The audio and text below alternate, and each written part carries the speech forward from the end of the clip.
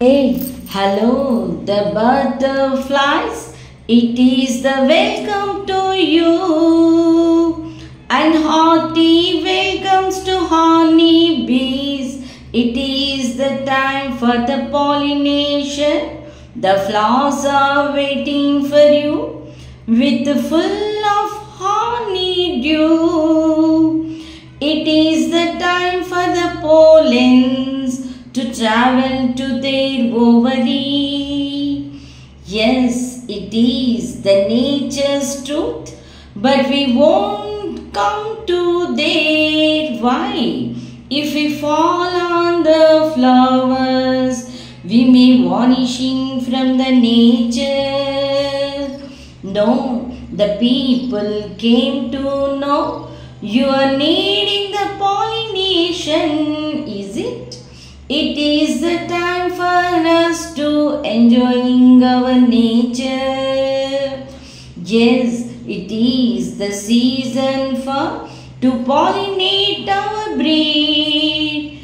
If it is not done by the nature, there is no more life in the future.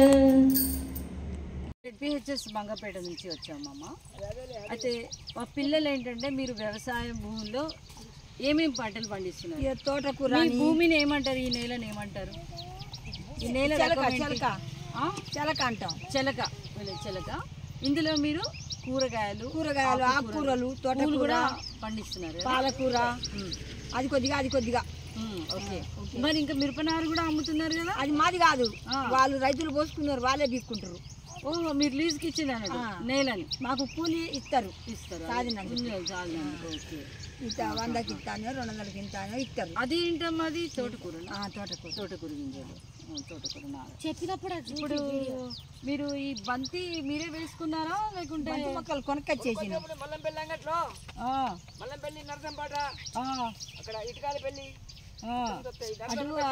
Jangalapalli దగ్గర కూడా సంతలో అమ్ముతుంటారు కదా, ఈ నారు అమ్ముతూ ఉంటారు జనరల్ గా. మిర్చి నారు, బంతి, వంకాయ, టమాటా లాంటివి. మరి ఇప్పుడు మీకు ఈ ఒక చెట్టు ఎంత దొరికింది? 5 రూపాయల చెట్టు. ఒక చెట్టు 5 రూపాయలు. మరి ఇప్పుడు మీరు ఎప్పుడు అమ్ముతారు? ఇవి సంక్రాంతి వరకు ఉంచుతారా? దీపావళి నోముల వరకు అయిపోతాయి. కొద్దిగానే కదా మా వాళ్ళది ఉంటుంది. మా వాళ్ళది అంటే ఎప్పటి దాకా ఉంటుంది అంటే మా వాళ్ళది అంటే ఇప్పుడు సాములాయ వస్తుంది కదా, సాములాయ రాకుంటుంది అది. ఓకే. అక్కడ ఆ పిల్లలు వేసుకున్నారు, మీ కొడుకు వాళ్ళది చాలా రోజులు ఉంటుంది అది. ఇక మా ఇంత కొద్దిగా అక్కడ నేను 200 కొంచెం వేసుకున్నాను. నేను కొద్దిగా పెట్టుకున్నాను, కొద్దిగా పెట్టినా. మీరు ఇప్పుడు ఈ అక్కడక్కడ మధ్యలో బంతి చెట్లు ఆ చివర్లకు అట్లా పెట్టుకున్నారు కదా, ఉట్టిగా పెట్టుకున్నారా లేకుంటే ఎందుకోసం పెట్టుకున్నారు? ఆ మొక్కలు చెట్టు మిగిలితే ఈ కవర్లో పెడితే పుట్టు కలిగిపోతాయని అక్కడ దూరంగా పెట్టినా కదా. కానీ దాని ప్రాముఖ్యత ఏంటంటే మీరు బంతి చెట్టు కనుక పప్పు చేనులో కూడా బంతి మొక్కలు వస్తూ ఉంటారు కదా, ఈ బంతి ఆకులు అంటే పురుగులకు బాగా ఇష్టమట. అంతేనా? చాలా మంది ఇళ్ళల్లో ఎందుకు పెట్టుకోరంటే అబ్బా బంతి చెట్లు పెట్టుకుంటే అన్ని పురుగులు వచ్చి గొంగళి పురుగులు అని అంటారు. కానీ పత్తి చేనులో పెడితే ఏంటంటే మెయిన్ పంట ఖరాబు కాకుండా ఈ పంట దగ్గరికి ఈ పూల చెట్ల దగ్గరికి అవి వచ్చి వాటి ఆకులనే తింటారు. వేస్తారు. అది ఏంటంటే మంచిగా రక్షక పంటల్లాగా అనమాట. వీటిని ఏంటంటే కొంచెం ప్రొటెక్షన్ ఇస్తాయి. ఆకులకు మందు కొడతాం కదా, మళ్ళీ తెగులు వస్తుంది. ఎన్నిసార్లు కొడతారు మీరు? కొడతాం, వారానికి ఒకసారి కొడతాం. మీరు వారానికి ఒకసారి కొడితేనే మేము ఆకుకూరలు తినగలమా? లేకుంటే లేదు. మరి మేము ఒకసారి రేగులగూడెం పోయినామమ్మా. ఆ రేగులగూడెంలో వాళ్ళు పంటలకు ఏ పురుగు మందు కొట్టట్లేదు. ఎట్లా పోతా అండి? మరి నేను అది అడిగిన, అమ్మ మీకు ఏదన్నా పురుగులు కనబడతాయి కదా అప్పుడప్పుడు ఏం కొడతారు అంటే ఏం కొట్టమని అన్నారు. మరి ఏం కొట్టకుంటే ఎట్లా అంటే కొడతారు. లేదు నేను చెప్పేది. అయితే ఏమి కొట్టకుండా ఉంటే మరి మీకు సరిపోతుంది అంటే ఎంత వస్తే మేము జంతువులు తింటాం అంటాను వాళ్ళు. అంటే వాళ్ళు నిజం చెప్తారా అబద్ధం చెప్తారా అని అక్కడ మట్టిని తీసుకుపోయి టెస్టింగ్కి ఇచ్చిన. ఈ ఉంటుంది కదా, తీసుకెళ్ళిస్తే అడవి భూమి కొంచెం తీసుకుందాం. అంటే గూడెంలో మరి వాళ్ళది ఎట్లున్నది, అడవి పండించని దగ్గర అడవిలో తక్కువ ఉంటది ఆ మట్టి, వాళ్ళు పండించే దగ్గర మట్టి ఒక్కరి దగ్గర కాకుండా ఒక 3-4 పొలాలలోకి వెళ్ళి అక్కడ తీసుకొని వెళ్ళి టెస్టింగ్కి ఇస్తే అబ్బాయి అన్నాడు కదా సాయిల్ టెస్ట్ చేశాను, ఇంత మంచిది మట్టి ఎక్కడి నుంచి వచ్చింది మేడం మీరు అన్నాడు.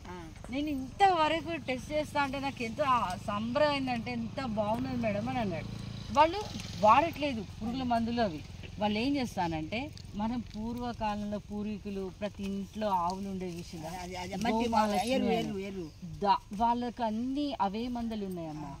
వేరే గేదెలు అనేటివి లేవు, ఆవుల మందులు ఉన్నాయి.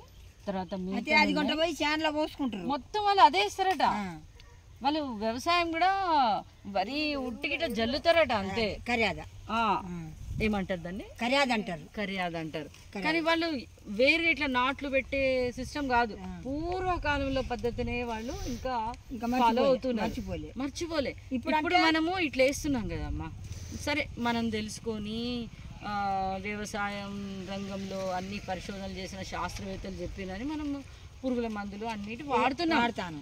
కానీ ఇదే పురుగుల మందు తర్వాత ఎరువుల బస్తాలు మీరు కొనుక్కొచ్చేస్తారు కదా, దానివల్ల ఏమవుతుందంటే ఇంకొక 10-15 సంవత్సరాల తర్వాత మీరు నేలలో ఏం వేసినా పండదని చెప్తున్నారు. అదే సైంటిస్టులు. అదే మరి మనం ఏం చేద్దాం అంటే మందులు వేసిన భూములలో అంత ఉప్పు నిండిపోయినట్టు అంత దుబ్బు అవుతుంది. ఎందుకంటే అంటే ఒక బస్తా ఎరువు వేసుకున్నారు అనుకో మీరు, అందులో 60% 55% మాత్రమే మీకు నేలకు అవసరమయ్యేటువంటి మూలకాలు ఉంటాయి, పోషకాలు ఉంటాయి. మిగతా అంతా ఉత్తి దుబ్బే. అదంతా ఇప్పుడు మీరు నేల ఎందుకు దున్నుతారు? మంచిగా గుల్లగా ఉండాలి, వేరు బాగా పెరగాలి, మంచిగా నీళ్లు బాగా వీడ్చుకోవాలి అని కదా. కానీ మరి అది గట్టిపడి మీరు మీరేమైనా మీ మొక్కలు ఇవి విత్తనాలు పెట్టక ముందు గడ్డి మందు ఏదైనా కొడతారా? గడ్డి మందు అస్సలు కొట్టకండి. గడ్డి మందు మీరు అది మొత్తం పీకేసుకుంటాం కానీ మేము ఆ పని చేయండి. కనీసం అదేస్తే ఇంకో 4-5 సంవత్సరాలు అట్లనే కంటిన్యూషన్ వేసుకుంటూ పోతే అసలు ఏ మొలవాటమ్మా, అంత డేంజర్ అట. అది కొట్టొద్దు. మేము గడ్డి మందు కొట్టామమ్మా. ఎట్లయినా చేనులలో వరాలు పండి కొడతారు. వరి చేనులో కొడుతున్నారు, మిర్చి చేనులో కూడా కొడుతున్నారు గడ్డి మందు. ఫస్ట్ ఇంకా వాళ్ళు విత్తనాలు వేయకముందే పొలాలలో కొడతా ఉన్నారు. మరి అట్లయినా కూడా కొంత మొలిసే గడ్డి పక్కకు మొలుస్తా మొలుతుందమ్మా. అది ఏదైనా ఒక 10-15 రోజులు నెల రోజుల వరకే కానీ తర్వాత మళ్ళీ దున్ని మళ్ళీ పోతే మళ్ళీ మొలుతుంది. ఇత్తనం ఎందుకు మొలవదు? కానీ వీళ్ళు ఇక ఎక్కువ కొడుతూ పోతే నేల మొత్తం సారం పోయి నువ్వు ఏ మొక్క వేసినా పెరగదు. వరి కానీ ఏది వేసినా మనం ఎక్కువ మందులు ఇప్పుడు ఒకసారి 2 సార్లు వేసినా అనుకో మొక్క రాదు. మనం పెంట ఎరువు ఇప్పుడు ఎరువు తోలుకొని పోతున్నాం అంటే వస్తుంది. మరి మంచిగా మీరు కూడా మంచిగా ఆవులను పెంచుకో అమ్మ. ఇంట్లో 10 బండ్లు 12 బండ్లు ఎరువు తోలినాం. బర్రె పెంట, ఆవు పెంట ఇంకా మంచిదట. ఆవు పెంట ఆవులు ఎక్కడ దొరుకుతాయి ఇక్కడ? అదే అందుకే మీరు అందరూ మనము పూర్వకాలంలో మన ఇంటికి గోమాలక్ష్మి అని ఒకటి ఉండేది ఆవు. ఆవే మళ్ళా మంచిగా చేయాలి మనని. ఆవు మూత్రం మంచిదట, ఆవు పేడ. అసలు వాళ్ళు ఇట్లా మీరు పెంట తెచ్చి జల్లినాం అంటున్నారు కదా, దాన్ని ఎరువు అయినాక తెచ్చి జల్లుతాను పొడి తీసి వాళ్ళు పెంట కుప్పేస్తారుగా. వాళ్ళు పెండ కాదు, పెండనే వేస్తారట, వాటర్ పోసేస్తారట అంతే. అసలు వాళ్ళు ఏంది ఆ పద్ధతి? ఏంది పూర్వం పద్ధతి. కానీ దానివల్ల నేల కానీ మనం కానీ మనం తినే ఆహారం కానీ ఏవి కలుషితం అయితే లేదు. ఎంత దొరికితే గంతనే తింటారట. గదే అంబలు చేసుకోనో తింటారట. ఎక్కువ కావాలి అని ఉండదట వాళ్ళకి. చూడు మనం ఎక్కువ అంటే అమ్మ ఈ పంట పొలాలు మనం పండిస్తాం కదా, 10 దగ్గర 15 బస్తాలు వస్తాయి అనుకున్నాం. కానీ మనము రేపు మనకి ఏదైనా రోగం క్యాన్సర్ లాంటిది వస్తే బస్తాడు పైసలు పట్టుకుపోయినా మనం బాగుపడం. ఏదో సంవత్సరంలో చచ్చిపోవడంలో 2 సంవత్సరాలు బతుకుతామేమో అంతే, అంతకంటే ఏం లేదు. మన దగ్గర అందరి దగ్గర డబ్బులు ఉన్నాయి, మంచిగా అందరం మంచిగానే ఉన్నాం. అందరికీ 1-2 పిల్లలే ఉన్నారు, తినడానికి డబ్బులు ఉన్నాయి. కానీ తినే తిండి మంచిగా లేదు. అది ఎవరు వేసుకున్నారు? మనమే కదా. అట్లా ఏంటంటే పిల్లలకి ముందు వ్యవసాయ పద్ధతుల్లో మీరు ఇట్లా ఆవు పేడ అలాంటివి ఎక్కువ వాడండి. పురుగు మందు వాడండి ఎప్పుడో ఒకసారి, 4 సార్లకి. ఇప్పుడు మీరు వారానికి ఒకసారి అన్నారు కదా, అట్లా అనేసరికి దాని ఇమ్యూనిటీ పోతుంది కదా అమ్మ. నేలకు ఎప్పుడు పురుగు తగిలింది అనుకుంటే కొడతామమ్మ 10 రోజులు కానీ 15 రోజులు కానీ అదే 20 రోజులు కానీ ఇవాళ మంచిగా లేదు అది బాగుపడలేదు ఖరాబ్ అవుతుంది అనుకుంటే కొడతాం. అదే సరే అమ్మా, థ్యాంక్ యూ. ఉపయోగం చేసే కీటకాలు ఉంటాయి, అపకారం చేసే కీటకాలు ఉంటాయి. అయితే కొన్ని పెయిన్ బంక పురుగులు ఉంటాయి చూసా, వాటిని అక్షింతల పురుగులు అని ఉంటాయి. అట్లా ఎర్రగా నల్ల నల్ల దాని మీద 2 చుక్కలు ఉంటాయి. సో వాటిని అక్షింతల పురుగులు అంటారు. అవి ఏం చేస్తాయంటే ఈ పెయిన్ లాంటి అఫిడ్స్ అన్నిటిని తినేస్తాయి అన్నమాట. దాని ఆహారమే అది. అంతేనా?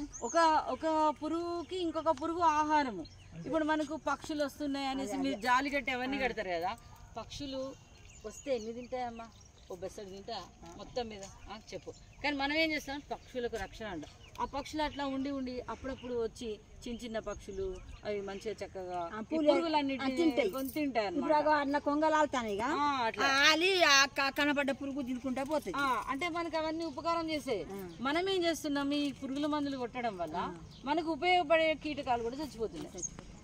ఎట్లా అంటే మనకు జ్వరం వచ్చినప్పుడు జ్వరం తగ్గడానికి మనము గోళీలు వేసుకుంటాం కదా, అవి యాంటీబయాటిక్స్ అంటారు. వాటిని ఎక్కువ తక్కువ యాంటీబయాటిక్స్ వేసుకుంటే మనకు లోపల ఉపయోగపడేవి కూడా చచ్చిపోతాయి అన్నమాట. మనలో ఇమ్యూనిటీ అనేది తగ్గిపోతూ ఉంటుంది. అట్లనే నేలలో కూడా ఇమ్యూనిటీ తగ్గిపోతుంది. వాటిని రక్షించే కీటకాలు లేకపోవడం వల్ల మనం ఎప్పటికీ పురుగుల మందులే కొట్టుకోవాల్సి వస్తుంది. అట్లా అలవాటు చేసేసుకున్నాం అన్నమాట. ఇప్పుడైనా మెల్లమెల్లగా దాన్ని తగ్గించుకుంటూ పోవాలి. మొత్తం బంద్ చేస్తే మరి 20 రోజులకు కొట్టేది 1 నెల రోజులకు ఒక్కసారి కొట్టుకోవాలి. అవి ఏమన్నా పురుగులు ఉన్నాయా చూసుకుంటూ వెళ్ళాలి. అది వ్యవసాయదారుడు అంత కష్టం చేసాడు. ఇప్పుడు ఏంది, ఒకసారి విత్తనాలు వేసేసి ఒక మందు కొట్టేసి ఇంటి దగ్గర నీళ్లు బోర్ పెట్టేసినామంటే అయిపోయి అనుకుంటాను కదా. అంటే సులభమైన మెథడ్స్ వచ్చినాయి. ఇప్పుడు ఈ వర్షాలు చేయబట్టి చేనులు ఎర్ర తెగుళ్ళు వచ్చినాయి. మరి ఫుల్ మందు కొడతాను. అది ఏం కొడతాను, డబ్బాలు ఇంటింతప్పుడు డబ్బాలు కొంట పోయి కొడతాను. మరి అది ఈ వడ్లైనాక అది మనకే దెబ్బ కదా, పడుచుకొని తింటే. అవును. మరి మీకు ఎవరైనా వ్యవసాయ డాక్టర్స్ అంటే అగ్రికల్చర్ ఆఫీసర్స్ వస్తారా ఎవరైనా? మొక్కల డాక్టర్లు అసలు ప్రతి గ్రామానికి ఒక సెంటర్ ఉంటారమ్మా, ఉండాలి. లేరు కదా, ప్రతి గ్రామానికి లేరు, ఎక్కడ లేరు వాళ్ళు. అసలు మీకు ఎప్పుడు ఇట్లా మీటింగ్లు మాటలు ముచ్చట్లు ఏం పెట్టారు? అంటే మీకు ఇట్లా ఏం కష్టం ఉన్నది, పొలాల్లో ఏమేమి కొత్త పురుగులు వచ్చినాయా, దేని వల్ల ఇబ్బంది పడుతున్నారు, అట్లా ఏం అడగరు మిమ్మల్ని? అసలు అట్లా రావాలి, అడగాలి. ఎవరు రావట్లేదు. సరే, అగ్రికల్చర్ స్టూడెంట్స్ ఉంటారు కదా, అగ్రికల్చర్ బేసిక్ స్టూడెంట్స్, వాళ్ళు ఈ పంట పొలాలు, పంటలకు వచ్చే రోగాలు, పంటలు ఎట్లా పండించాలి అనే వాటి మీదనే వాళ్ళు చదువుకుంటారు అన్నట్టు. అయితే వాళ్ళని ఒక మాటలో మొక్కల డాక్టర్లు అనొచ్చు. వాళ్ళు ఏంటంటే వాళ్ళని ఇట్లా మీ గ్రామాలు అడాప్టేషన్ ఇస్తే, దత్తత ఇస్తే, పిల్లలు వచ్చి మీకు కొన్ని చెప్తా ఉంటే వాళ్ళు చెప్పినట్టే మీరు చేస్తా అంటే ఒక సంవత్సరం చూసినాక మీకు చాలా బాగా అనిపిస్తారు. 2వ సంవత్సరం మీరు అట్లా చేసుకుంటారు. అది మాకు చెప్పేటోళ్ళు ఎవరు ఇక్కడ? ఎవరు లేరు, ఎవరు రావట్లేరండి. సరే, ఇప్పుడు చిక్కుడు చెట్లకు చిక్కుడుకాయలు అంటే సంథింగ్ వాటికి పురుగు పడుతుంది కదా మేడం, వాటికి మనం బూడిద అలాంటివి వేసినా పోతుంది. వాటిని తినేటివి కూడా ఉంటాయి. ఇప్పుడు మందులు స్ప్రే చేస్తా అంటే అది నువ్వు చూడు. అందుకనే చిక్కుడుకాయ టేస్ట్, పూర్వము కూరగాయలు వంకాయలన్నా ఏమైనా మందు జల్లినాక సరే కొద్ది రోజులు అయినాక దాన్ని కడిగి మామూలుగా వేడి నీళ్ళు, ఉప్పు నీళ్ళు అని అంటే కడిగితే దానికి పోయేదేమో మీద. ఇది అలవాటై 30-40 సంవత్సరాలు అయిపోయింది. ఇప్పుడు నేల అంటే వర్షం వచ్చో లేకుంటే నీళ్లు పడో ఎట్లయినా సరే అవంతా నేలలోకి వెళ్ళిపోయి నేల లోపల ఉన్న వాటర్ కూడా అదే క్రిమి సంహారక మందులు అన్నీ అవే అయిపోయినాయి. ఇప్పుడు మొక్క లోపల నుంచే ఆ టేస్ట్ వస్తుంది.